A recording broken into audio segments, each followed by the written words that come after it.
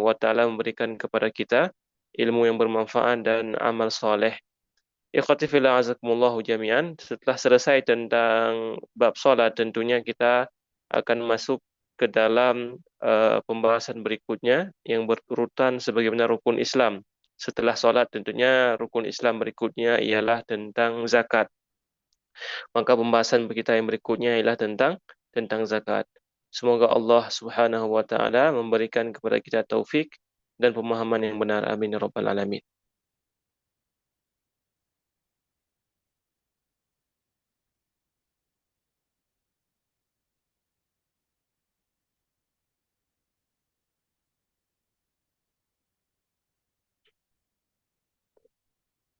Baik, layar terlihat?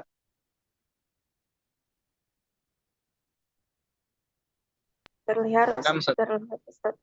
Baik, barakallahu fikum.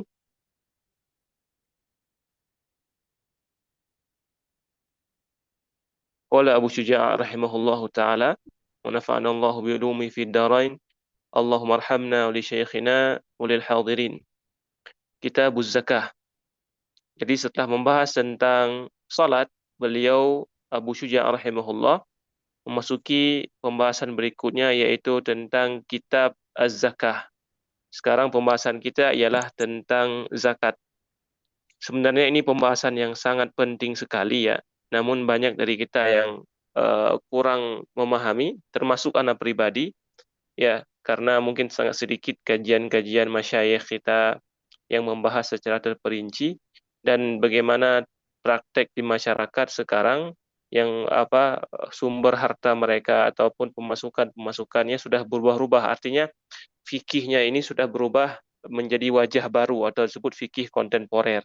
Namun yang perlu dipahami ikhwati fillah azakumullah jami'an, bahwasanya bab zakat ini adalah yang termasuk yang sangat penting sekali untuk dipraktekkan dalam masyarakat untuk kebaikan masyarakat semuanya. Bagaimana kita perhatikan Islam itu sangat menjunjung tinggi sosialnya. Jadi tidak membiarkan satu orang hidup dengan penuh bergelimang harta dengan kekayaan, sedangkan saudara-saudaranya yang lain itu hidup dalam kemiskinan. Makanya Islam tidak hanya mengatur bagaimana urusan kita dengan Allah Subhanahu wa taala dalam salat, puasa kita maupun haji kita, namun Islam juga mengatur bagaimana hubungan seorang muslim dengan orang di sekitarnya, bahkan mereka berserikat ya.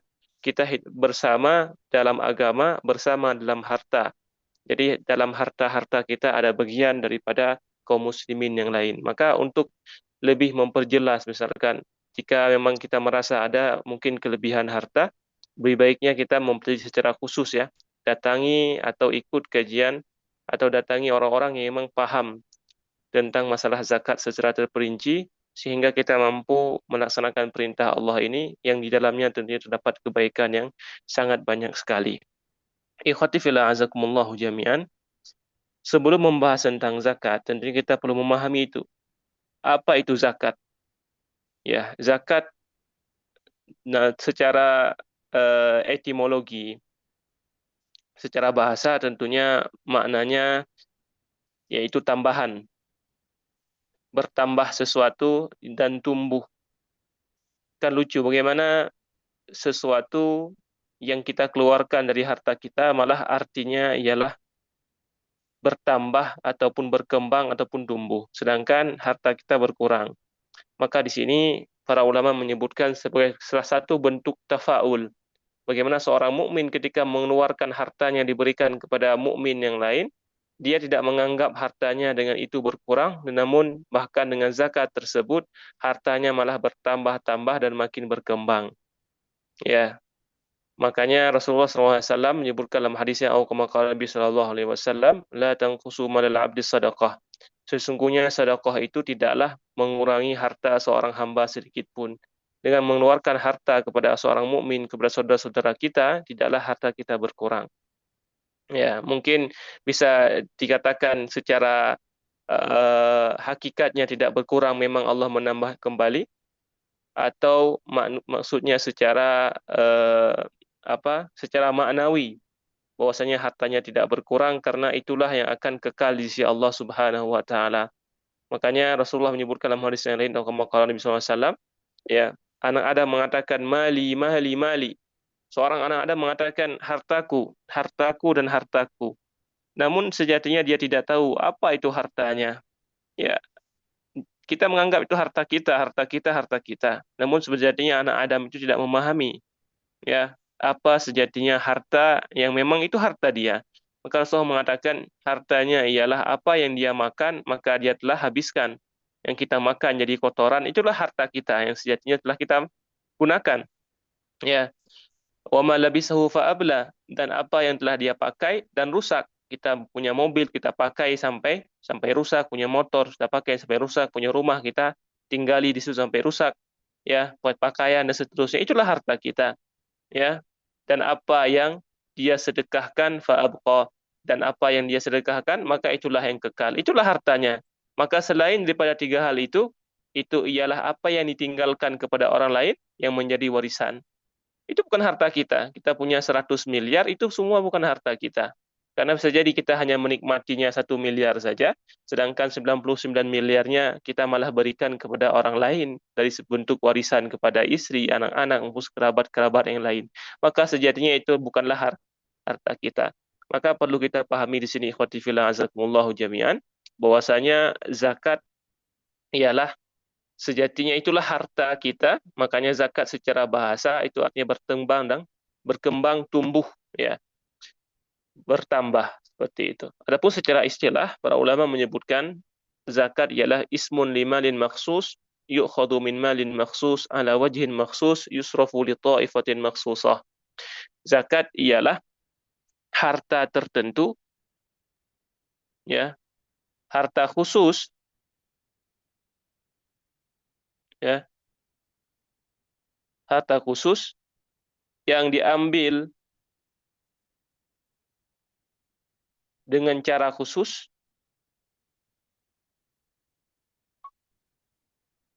dan dibagikan kepada kelompok khusus.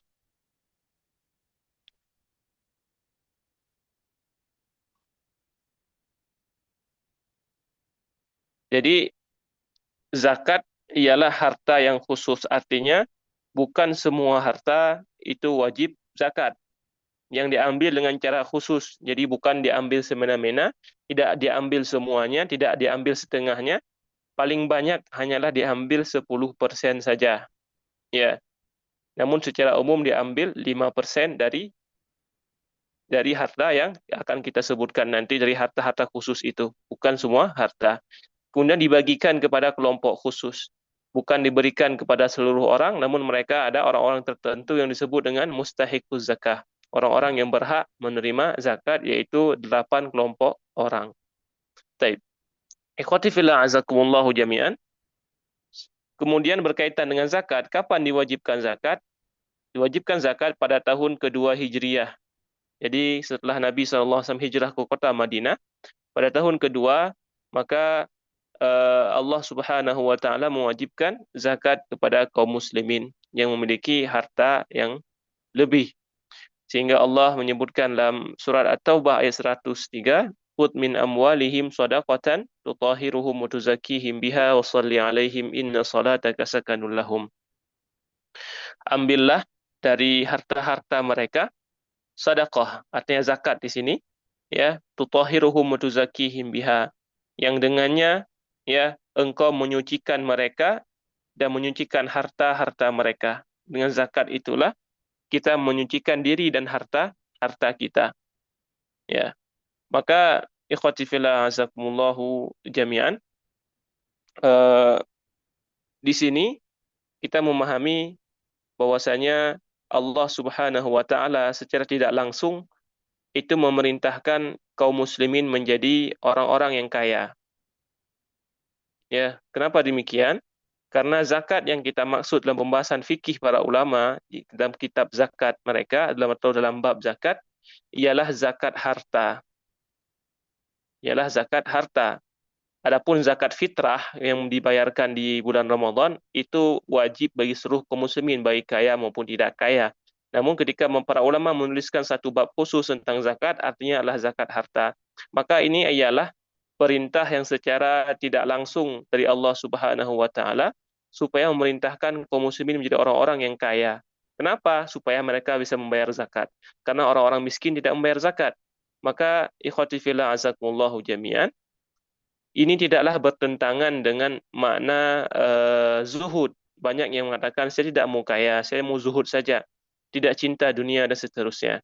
Kita perlu memahami bahwasanya zuhud artinya tidaklah meninggalkan dunia dari tangan kita. Zuhud artinya tidak menaruh dunia di hati, namun menaruh dunia di tangan. Kita tidak cinta kepada dunia, artinya ketika Allah perintahkan untuk membagi sebagian dunia kita untuk kepentingan agama, kita berikan karena tidak ada cinta dunia di hati kita, namun dunia berada di tangan kita, kita memilikinya. Ya, sehingga Nabi Sulaiman alaihi salam merupakan nabiullah dan dunia beliau adalah orang yang sangat zuhud, sangat cinta akhirat dan tidak cinta dunia. Namun beliau memiliki dunia yang sangat banyak yang bahkan tidak dimiliki oleh siapapun setelah peninggal beliau. Rabbi habli mulkan la yanbaghi li ahadin min ba'di. Ya Allah, berikanlah kepadaku kerajaan, kata beliau, yang kerajaan tersebut tidak pernah dimiliki oleh orang setelahku. Jadi tidak ada orang yang lebih kaya setelah Nabi Sulaiman sepeninggal Nabi Sulaiman alaihi salam. Namun beliau orang yang sangat zuhud. Maka jangan salah memartikan makna zuhud. Zuhud artinya bukan harus hidup miskin. Zuhud artinya kita bergelimang harta namun kita tidak pernah cinta kepada dunia tersebut. Artinya ketika Allah perintahkan untuk memberikan sebagian dunia kita kepada agama, maka dengan senang hati kita melakukannya. Ikhwati fillah azakumullahu jami'an. Bahkan dalam Al-Quran, para ulama ya menyebutkan ada sekitar 82 ayat yang menyebutkan antara salat dan zakat.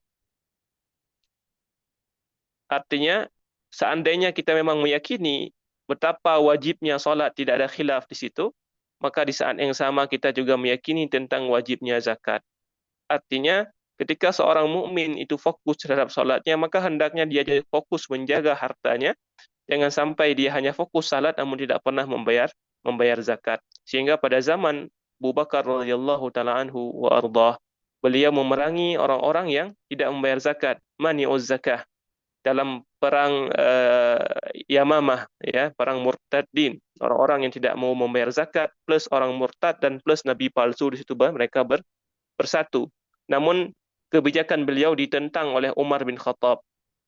Ya, karena Umar bin Khattab menganggap orang yang tidak membayar zakat itu masih muslim, maka tidak diperangi.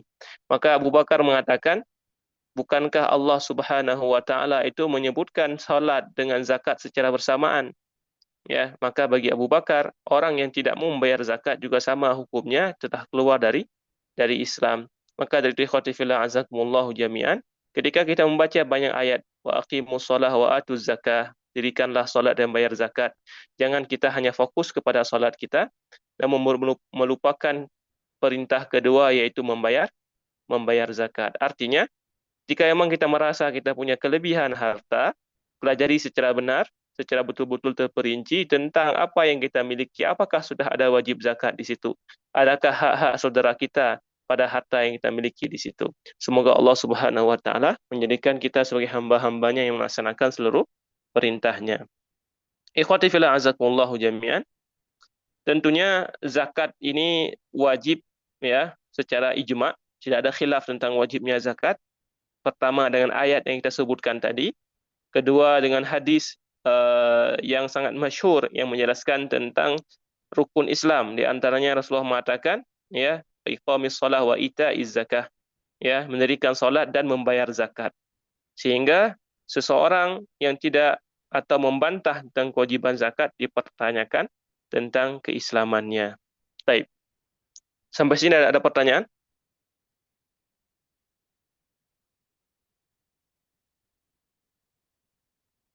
واضح إن شاء الله. Baik, barakallahu fikum. Kemudian setelah kita masuk ke sedikit muqaddimah tadi, Abu Syuja' rahimahullahu taala mengatakan tajibuz zakatu fi khamsati asya. Dalam kitab ini disebutkan ada 5 hal yang wajib zakat. Nih, ya tentunya nanti dalam beberapa madhab yang lain ada beberapa harta yang lain yang juga wajib zakat, namun di sini bukanlah tempatnya untuk menjelaskan hal tersebut, namun kita cukup menyebutkan apa yang disebutkan di kitab, bahwasanya Abu Syuja mengatakan ada 5 jenis harta yang wajib zakat.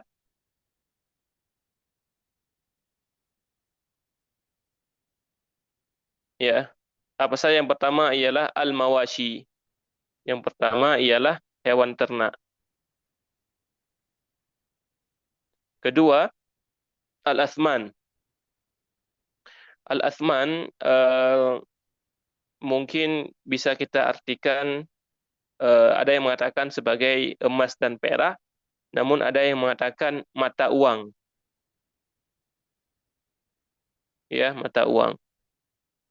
Kenapa? Karena pada dasarnya emas dan perak itu digunakan untuk mata uang, tukar menukar. Ya.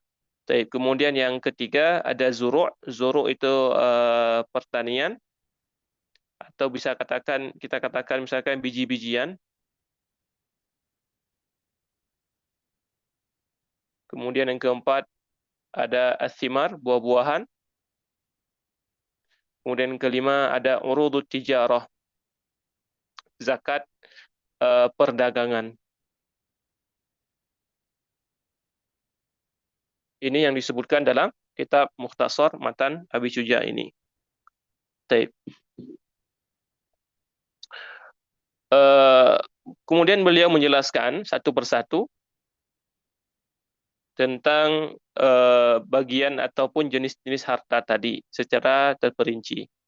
Fa'amal mawashi fatajibu zakah fi thalathati ajnasin minha wa hiya al-ibil wal baqar wal ghanam. Adapun zakat hewan, kata beliau, maka wajib pada 3 jenis hewan. Yang pertama unta, kemudian sapi. Ada yang mengatakan sapi juga kerbau juga dikiaskan dengan sapi, sehingga sapi dan kerbau itu sama-sama masuk zakat. Kemudian yang ketiga ada kambing. Jadi pada zakat hewan ada 3 jenis hewan yang harus bayar zakat: unta, sapi atau kerbau, dan kambing. Adapun hewan selainnya itu tidak wajib zakat. Ayam misalkan, bebek ya, ikan dan seterusnya, maka itu tidak wajib membayar zakat. Baik. Kemudian beliau menyebutkan syarat ketiga hewan tadi untuk membayar zakat. Apa syarat wajibnya? Wa syaraitu wujubiha sittatu asya. Apabila ada 6 hal ini telah terpenuhi, maka wajib kita membayar zakat. Syarat wajib zakat hewan ternak. Zakat wajib zakat ternak ya, ada 6. Beliau menyebutkan yang pertama al-islamu.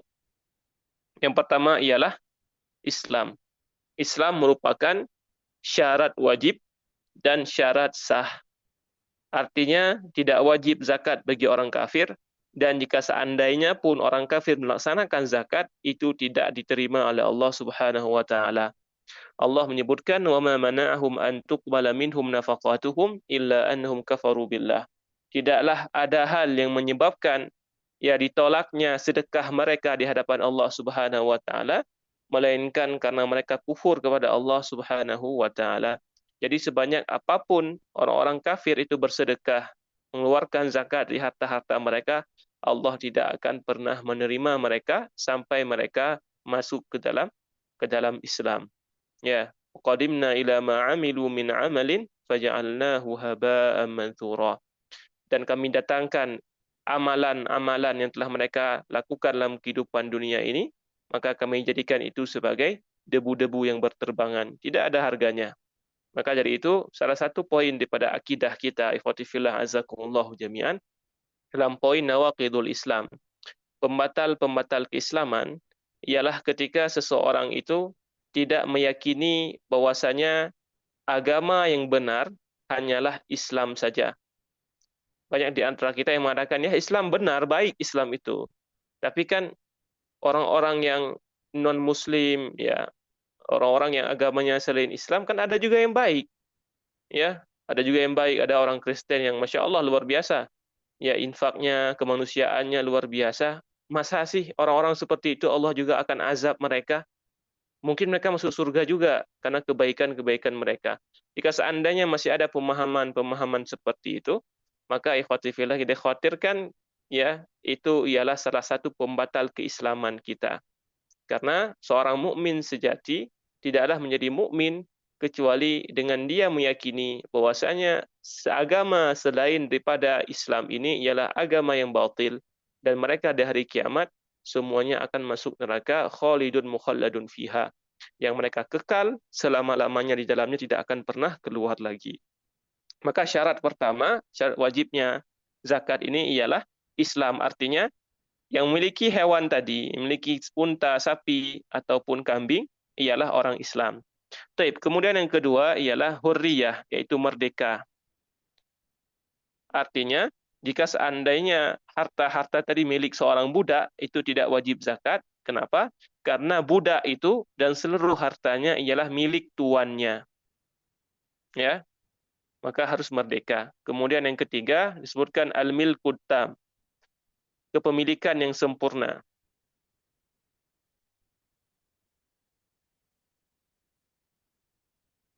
Ya, bukan ordotun li sukut.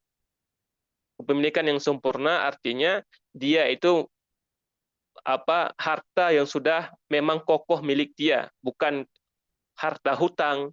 Ya mungkin misalkan dia punya 100 ekor sapi, di saat yang sama dia punya hutang 1000 ekor sapi, maka tidak wajib zakat. Kenapa? Karena jika dibandingkan dengan harga hutangnya malah tidak akan wajib zakat, atau bahkan dia akan menjadi orang-orang yang muflis, orang-orang yang bangkrut seperti itu. Maka harus kepemilikan yang sempurna.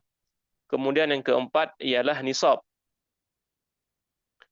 Nisab itu artinya sampai batas minimal. Ya, sampai batas minimal jumlah yang harus dikeluarkan zakat. Batas minimal. Misalkan kita katakan dalam zakat kambing nisabnya paling kurang 40 ekor. Maka jika tidak sampai nisab, maka tidak wajib zakat. Dan nanti pembahasan tentang nisab akan dibahas khusus insya-Allah setelah pembahasan yang umum ini. Ya, intinya kalau barang atau harta tidak sampai nisab, tidak sampai batasan minimalnya, itu tidak wajib bayar zakat. Kemudian yang kelima ialah haul, yaitu berlalu 1 tahun dari kepemilikan pertama. Berlalu 1 tahun dari sampai nisab pertama. Jadi misalkan dia memiliki sapi yang sampai nisabnya misalkan kita katakan tanggal 1 Muharram, yang dihitung 1 tahun artinya 1 tahun bulan Hijriyah ya. Ya, maka setelah berlalu 1 tahun, tahun depan di 1 Muharram tahun depan jumlahnya itu masih nisab, masih mencapai batas minimal, maka dia wajib membayar zakat. Karena Nabi SAW mengatakan laisa fi malin zakah hatta yahula alaihil haul. Sungguh tidak wajib pada suatu harta zakat sampai berlalu 1 haul, sampai berlalu satu tahun. Kemudian yang keenam atau syarat yang terakhir ialah saum. Saum itu artinya gembala, ya. Bagaimana maksudnya? Yaitu hewan-hewan yang kita sebutkan tadi, unta, sapi maupun kambing, itu merupakan hewan yang digembala, aktsarul haul. Digembala dari kebanyakan tahun. Artinya, misalkan dalam 1 tahun ada 12 bulan, katakanlah kalau kita hitung-hitung, dia masuk ke dalam gembala itu sekitar 7 bulan. Sisanya berapa bulan lagi? Sisanya 5 bulan lagi, itu hewannya diberikan pakan atau ada yang ngarit misalkan, maka itu wajib bayar zakat.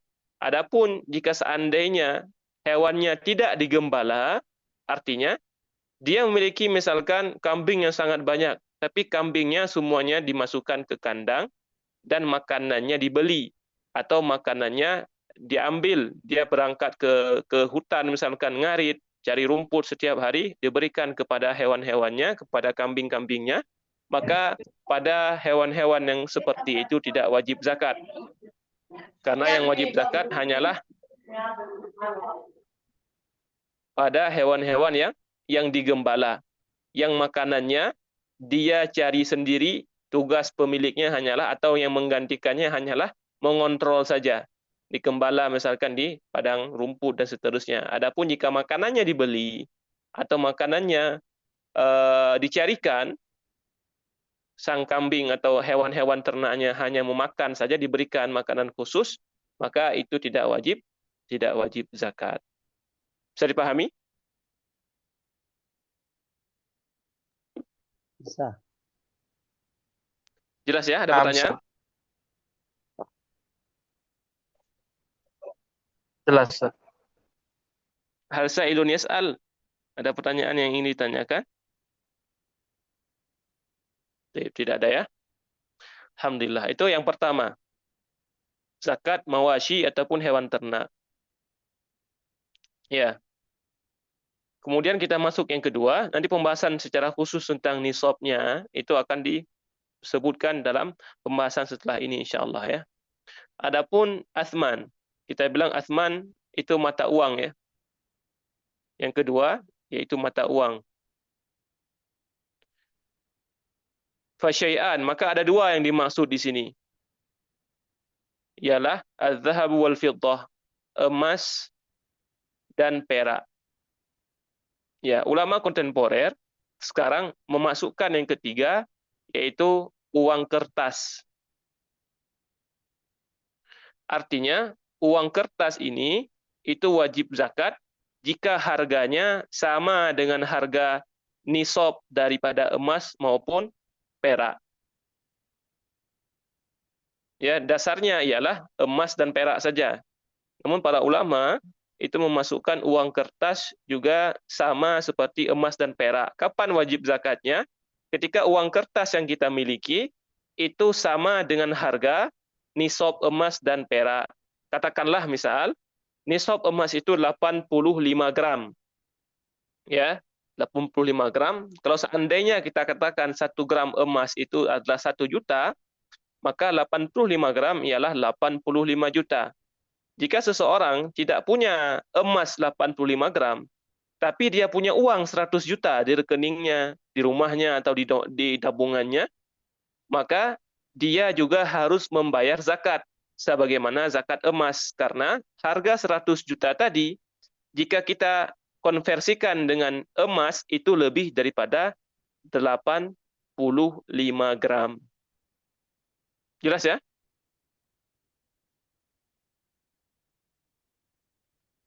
Jelas, jelas. Jelas, Ustaz. Atau dengan harga perak. Perak itu misalkan kita katakan nisabnya ialah 595 gram. Katakanlah 6 ons. Ya, 6 ons. Kalau kita cek misalkan sekarang di Indonesia, kurang lebih harga 1 gram ya, coba dicek lagi nanti benar apa enggak, sekitar 10.000. 1 gram perak itu 10.000. Jika salah nanti bisa, intinya cek harga perak berapa. Berarti kalau kita katakan 10.000 misalkan, maka 595 gram itu nisabnya perak, itu seharga kurang lebih 6 juta. Jadi kalau seseorang punya uang seharga 6 juta, itu dia harus bayar zakat. Zakatnya berapa? Hanyalah 5% saja. Ya, 5%. Baik. Itu mata uang yang kedua. Kemudian Syekh Abu Syuja juga menyebutkan syaratnya. Syaratnya ada 5. Syarat zakat uang. Syarat zakat mata uang. Yang pertama, beliau menyebutkan Islam. Masih sama ya. Masih Islam. Artinya emas dan perak maupun uang kertas tadi dimiliki oleh orang Islam. Kemudian yang kedua, merdeka. Masih sama. Bukan budak. Kemudian yang ketiga, kepemilikan yang sempurna. Kita katakan tadi bukan pinjaman, bukan hutangnya lebih banyak ketimbang uangnya, dan seterusnya. Kepemilikan yang sempurna. Kemudian yang keempat, sampai nisab, yaitu batas minimal, yang akan dijelaskan secara terperinci nanti, ada bab di bawahnya insya Allah. Kemudian yang kelima, haul, sampai satu tahun dari kepemilikan nisab pertama. Baik. Ada pertanyaan di sini?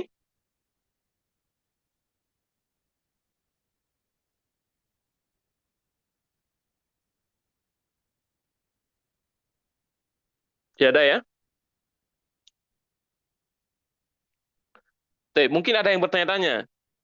Ustadz, apa sih dalil tentang wajibnya zakat emas dan perak? Ya, jadi ada hadis maupun ayatnya. Di antara ayatnya ialah surat At-Taubah ayat 34 dan 35. Allah mengatakan, "Walladzina yaknizuna adh-dhahaba wal fiddata wa la yunfiqunaha fi sabilillahi fabashshirhum bi'adzabin alim. Yauma yuhma 'alaiha fi nari jahannam fatukwa biha jibahuhum wa junubuhum wa dhuhuruhum hadza ma kanaztum li anfusikum fadzuqu ma kuntum taknizun." Jadi Allah menyebutkan, setelah menyebutkan tentang rahib-rahib maupun ruhban dari kalangan Nasrani, ya, dan Yahudi yang suka mengambil harta orang yang tidak secara hak, maka Allah menyebutkan dan orang-orang yang menyimpan emas dan perak dan tidak menginfakkannya di jalan Allah Subhanahu wa taala, maka berikanlah kepada mereka kabar gembira tentang azab yang pedih.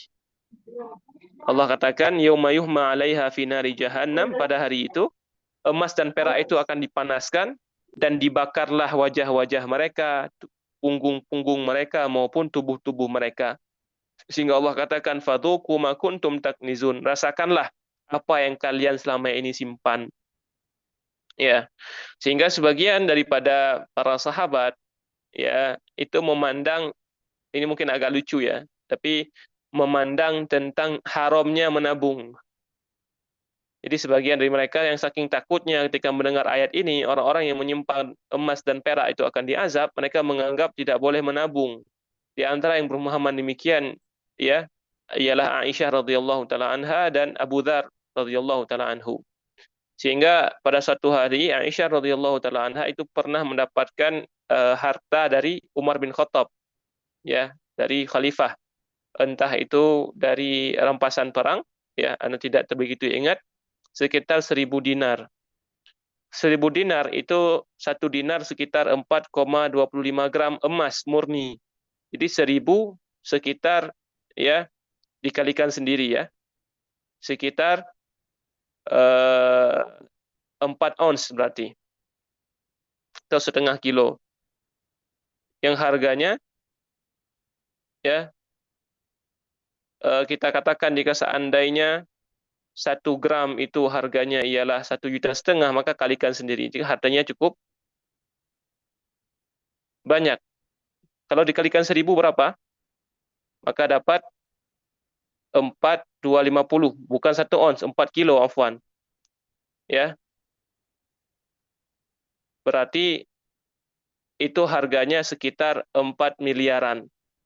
Maka ketika itu Aisyah radhiyallahu taala anha wa ardhaha itu memerintahkan pembantunya, khadimnya, untuk membagikan seluruh harta itu kepada fakir miskin sehingga tidaklah tersisa sedikit pun.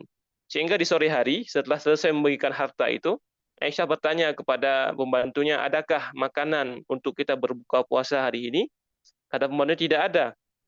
Ya, maka pembantunya mengatakan, kenapa engkau tidak ingatkanku dari tadi, sehingga kita sisihkan sedikit untuk kita berbuka puasa. Sampai seperti itu mereka takut menyimpan banyak harta.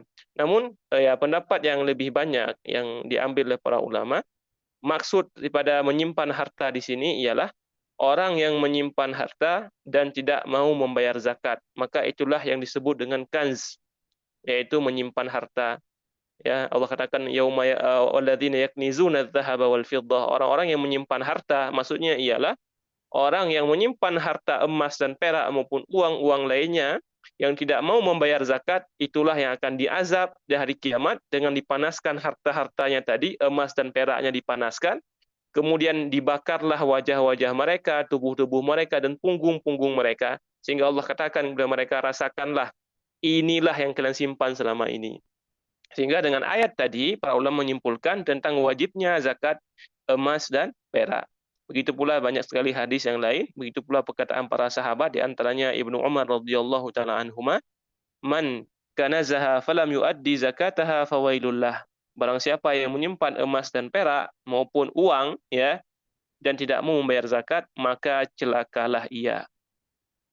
Baik. Jelas ya? Jelas, jelas. Baik, barakallahu fikum. Ustaz, di sini ada pertanyaan. Ya, tafadhal. Sepertinya udah pernah sebelumnya pertanyaan ini ditanyakan, tapi dengan orang yang lain, Ustaz. Nah, ini pertanyaannya adalah perhiasan yang dipakai itu apakah terkena zakat? Misal seseorang memiliki tabungan atau memiliki emas dan emas itu dijadikan perhiasan yang dipakai, Ustaz. Nah, apakah tetap wajib zakat atau tidak? Baik. Wallahu taala alam. Mungkin nanti di kitab ini juga akan disebutkan ya, mungkin, tapi ana belum takkidkan. Namun yang pernah ana pelajari di dalam Zadul Mustaqni atau Rawdul Murbi Syarh Zadul Mustaqni, disebutkan emas yang dijadikan sebagai huli, perhiasan, itu ada khilaf pendapat, ada yang mengatakan wajib zakat, ya, ada yang bilang tidak. Namun pendapat yang dipilih dalam kitab tersebut itu tidak wajib zakat. Jadi emas maupun perak yang telah menjadi perhiasan, artinya dipakai sebagai perhiasan, di situ tidak wajib zakat. Itu pendapat yang dipilih di situ. Ya, tidak wajib zakat. Namun pasti ada yang bertanya seperti ini, Ustadz, kalau begitu banyak nanti orang-orang yang sengaja menabung emas tapi dijadikan sebagai perhiasan dengan tujuan tidak usah bayar zakat. Karena kalau disimpan emasnya saja, itu khawatirnya zakatnya harus bayar. Wah, bayar zakat ini dong. Karena disimpannya dalam bentuk emas yang tidak dipakai. Sehingga mereka mencari hilah, mencari jalan keluar, yaitu kalau begitu kita pakai saja, kita beli emas yang belum bentuk perhiasan, kita pakai saja, sehingga tidak usah bayar zakat. Ya, banyak yang seperti itu. Maka jawabannya, dalam kehidupan dunia, kita menghukumi seseorang secara zahir, secara nampaknya bagaimana. Nampaknya dia memakainya sebagai bentuk perhiasan, ya sudah, tidak wajib. Itu qadha duniawi. Hukum dunia seperti itu. Adapun nanti di akhirat, Allah akan mengazabnya karena dia lari daripada kewajibannya ya dengan memakai hilah. Sehingga Rasulullah SAW melarang kita untuk mengambil hilah. Ya, fatuhillu maharimallah biadnal hiyal. Maka kalian pun menghalalkan apa yang Allah haramkan dengan hilah yang sangat rendah sekali, dengan jalan ya isinya mencari-cari jalan keluar, mencari-cari alasan. Misalkan orang-orang Yahudi yang Allah sebutkan, Allah haramkan syuhumul maitah kepada mereka. Orang Yahudi Allah haramkan lemak bangkai. Jadi hewan yang telah meninggal, yang telah mati, tidak boleh diambil lemaknya, ataupun hewan-hewan yang berkaki 4, ya, yang memiliki kuku ganda, itu diharamkan oleh Allah untuk orang Yahudi. Tidak boleh makan lemaknya. Maka apa yang mereka lakukan? Ya, fa'adzabuha fajamaluha, kata Rasulullah. Maka mereka pun mengambil lemak-lemak tersebut jadi makan. Mereka panaskan sehingga mencair dan mereka biarkan mengeras kembali. Ya, atau dicairkan ya, dicairkan. Setelah dicairkan, faba'uha fa'akalu thamanaha. Mereka menjual minyak tadi atau disebut dengan wadak dengan tujuan untuk penerangan. Ya, kalau dulu memakai lilin di dalamnya ada minyak misalkan, ya, maka mereka menjual minyak tadi dan mereka pun mengambil harta hasil jualan dan memakannya.